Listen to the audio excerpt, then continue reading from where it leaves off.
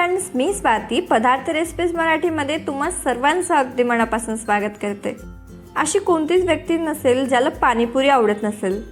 चाट म्हटलं की त्यामध्ये पाणीपुरी आलीच आणि मुलींना तर पाणीपुरी भरपूर आवडते, हो का नाही बरं? तर ही पाणीपुरी जर घरच्या घरीच बनवली तर किती छान होईल, म्हणजे हवी तेवढी खाता येईल आणि घरी बनवलेल्या पाणीपुरीमुळे पोट खराब होण्याची तर टेन्शनच नाही। चला तर मग अतिशय सुंदर, चटपटीत आणि झणझणीत अशी पाणीपुरी मैद्याचा अजिबात वापर न करता रव्यापासून कशी बनवायची ते पाहूया। या रेसिपीमध्ये पाणीपुरीचं पाणी आणि पुरी कशी बनवायची हे दोन्ही मी दाखवणार आहे, तर व्हिडिओ शेवटपर्यंत नक्कीच बघा। चॅनलवर नवीन असाल तर चॅनलला पटकन सबस्क्राइब देखील करा। पाणीपुरी बनवण्यासाठी इथे मी अर्धी वाटी चिंच पाण्यामध्ये भिजवत ठेवलेली आहे। जेवढी आपण चिंच घेतलेली आहे तेवढ्याच प्रमाणात आपल्याला हवंय गूळ। हे गूळ देखील मी छान पद्धतीने किसून घेतलंय। या रेसिपीमध्ये मी पाणीपुरीचं गोड आणि तिखट पाणी एकामध्येच बनवत आहे। पाणी बनवण्यासाठी एका मिक्सरच्या जारमध्ये आपण 1 वाटी कोथिंबीर स्वच्छ धुवून घेऊया। 1 वाटी कोथिंबीर करिता आपण 1 वाटी पुदिना स्वच्छ धुवून घ्यायचा आहे। पाणीपुरीला अगदी छान चव यावी याकरिता 7 ते 8 लसणाच्या पाकळ्या, अर्धा इंच आल्याचा तुकडा आणि 1 हिरवी मिरची आपल्याला कट करून घालायची आहे। तुम्ही हिरवी मिरची तुमच्या आवडीप्रमाणे कमी जास्त करू शकता। ही तिखट हिरवी मिरची आहे याकरिता मी 1च घेतलेली आहे आणि या पद्धतीने सर्व मसाले कापून घेतले असतात ते लवकर बारीक होतात। सर्व मसाले यामध्ये घालून झाले की आपण भिजवलेली चिंच यामध्ये घालूया। मी चिंचेमधल्या बिया काढून घेतलेल्या आहेत, मग चिंच मी यामध्ये घातलेली आहे। ही चिंच मी कोळून वगैरे घेतलेली नाही, मी याला असेच बारीक करणार आहे। आता मिक्सरचं झाकण लावायचं आणि मिक्सरमध्ये अगदी बारीक अशी पेस्ट बनवून आपण तयार करून घेऊया। इथे आपली छान बारीक स्मूथ अशी पेस्ट बनवून तयार आहे। आता ही पेस्ट आणखी छान स्मूथ व्हावी याकरिता आपल्याला ही पेस्ट एका गाळणीवरती गाळून घ्यायची आहे। त्याकरिता एका पातेल्यावर मी गाळणी ठेवलेली आहे, त्यामध्ये आपण तयार केलेली पेस्ट टाकून घेऊया आणि चमच्याच्या साहाय्याने कालवत ही पेस्ट आपल्याला व्यवस्थित अशी गाळून घ्यायची आहे। मिक्सर धुवून थोडंसं पाणी देखील मी यामध्ये घातलंय। चिंच भिजवायची असो वा कुठलेही काम असतो, पाणीपुरीचं पाणी बनविताना आपल्याला पिण्याच्याच पाण्याचा वापर करायचा आहे, कारण पाणीपुरीचं पाणी हे आपण शिजवत नाही, आपण हे पाणी डायरेक्ट पाणीपुरीमध्ये यूज करतो। आता इथे आपली पेस्ट छान पद्धतीने गाळून झालेली आहे। या पेस्टमधील थोडीशी म्हणजे 2 चमचे पेस्ट मी बाजूला काढून घेणार आहे। आलूचा मसाला बनविण्यासाठी आपण ही पेस्ट वापरूया। आता पाणीपुरीचं पाणी बनविण्यासाठी यामध्ये मी घालणार आहे 1.5 ग्लास पाणी। पिण्याचंच पाणी आपल्याला यामध्ये घालायचं आहे। तर आपण घेतलेलं गूळ देखील यामध्ये घालूया। आता पाणीपुरीची चव वाढवण्यासाठी आपण यामध्ये काही सुखे मसाले घालू। सर्वप्रथम एक अर्धा चमचा भाजलेल्या जिऱ्याची पावडर मी यामध्ये घातलेली आहे। 1 पाव चमचा आपल्याला घालायचं आहे लाल मिरची पावडर। 1 पाव चमचा आपण घालूया यात साधं मीठ। 1 चमचाभर घालायचे काळं मीठ। काळं मीठ पाणीपुरीमध्ये चवीला खूप छान लागतं, त्याचबरोबर हे पाचक देखील आहे। पाणीपुरीची चव वाढवण्यासाठी इथे मी घालणार आहे 2 मोठे चमचे जलजिरा पावडर। याने पाणीपुरीमध्ये अगदी वेगळी चव येते आणि चवीला अगदी छान लागते। तुम्हाला जलजिरा पावडर जर यामध्ये घालायचं नसेल तर तुम्ही 2 चमचे चाट मसाला देखील यामध्ये घालू शकता किंवा पाणीपुरीचा मसाला घातला तरी चालेल। या छोट्या चमच्याने मी सर्व साहित्य मोजून घेतलेले आहेत। आता हे पाणीपुरीचं पाणी आपण व्यवस्थित असं ढवळून घेऊ।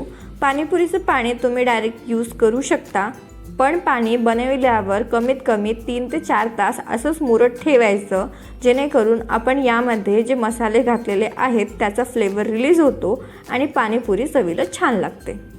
पाणी सेट होतं तोपर्यंत आपण पुरी बनवून घेऊ। त्याकरिता एका बाउलमध्ये मी 2 वाटी रवा घेणार आहे। अगदी बारीक रवा आहे, तुम्ही पाहू शकता। रव्याला छान बाइंडिंग यावी याकरिता पाव वाटी गव्हाचं पीठ आपल्याला यामध्ये घालायचं आहे।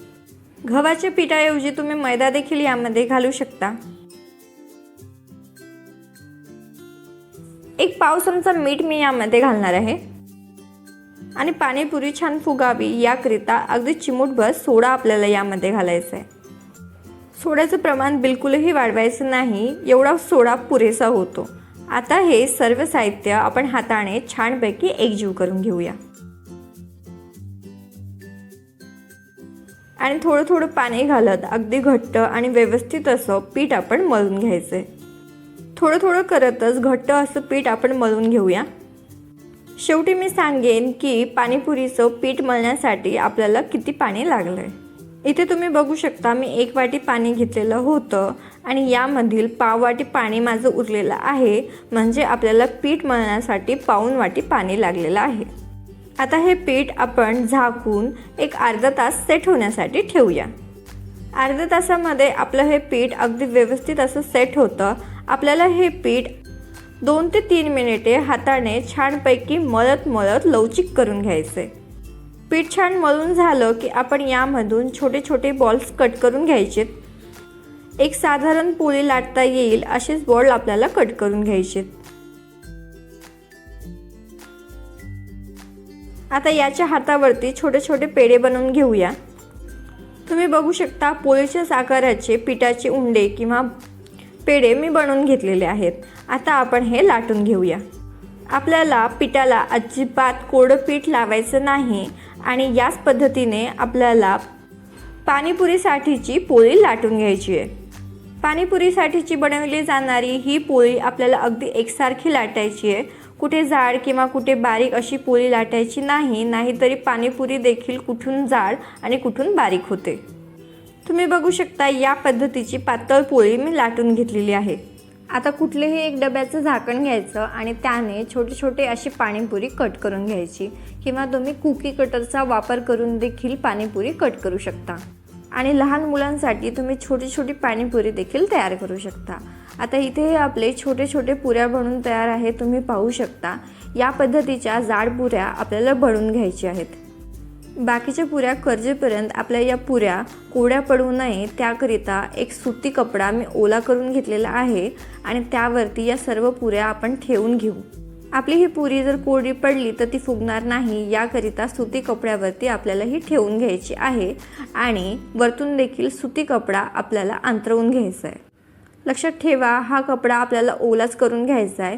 इथे आपल्या पुऱ्या बनवून तयार आहेत, तुम्ही पाहू शकता. आता ह्या पुऱ्या आपण तळायला घेऊ. पुऱ्या तळण्यासाठी तेल चांगलंच गरम धुवेधार असं हवं आहे. एक पुरी तेलामध्ये टाकायची आणि त्यावरती गरम गरम तेल ओतायचं, जेणेकरून ती फुलते. आणि पुरी हलवत हलवत आपण पुरी तळून घेऊया. पुरी तेलात टाकताना गॅस मोठा असायला हवा, जेणेकरून पुरी पटकन फुलते. एकदा का पुरी फुलली की तुम्ही गॅस मीडियम करू शकता आणि मीडियम गॅसवर पुऱ्या छानपैकी तळून घेऊ शकता. तुम्ही बघू शकता तेलामध्ये टाकले की या पुऱ्या कशा पटापटा फुगतात आणि पाणीपुरीला कलर देखील किती सुंदर येतो.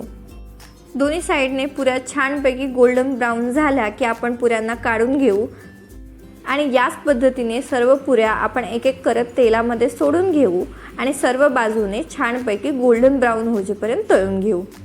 तुम्ही बघू शकता पुरीवर मी तेल टाकलेलं नाही तरी पुरी कशी टम्म फुगते. चला तर मग इथे अगदी सुंदर अशा पुऱ्या आपल्या बनवून झालेल्या आहेत. आता आपण आलू मसाला करायला घेऊ. आलू मसाला बनवण्यासाठी इथे मी 3 मध्यम आकाराचे बटाटे उकडून त्याची सालं काढून घेतलेली आहेत.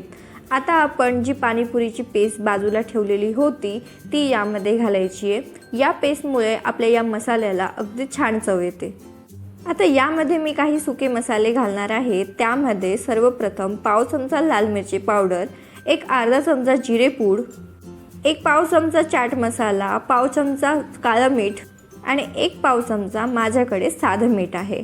हे सर्व मसाले आपण आलूवरती टाकून घेऊया. चमच्याच्या किंवा मॅशरच्या साहाय्याने हे आलूचा मसाला आपण छानपैकी तयार करून घेऊ.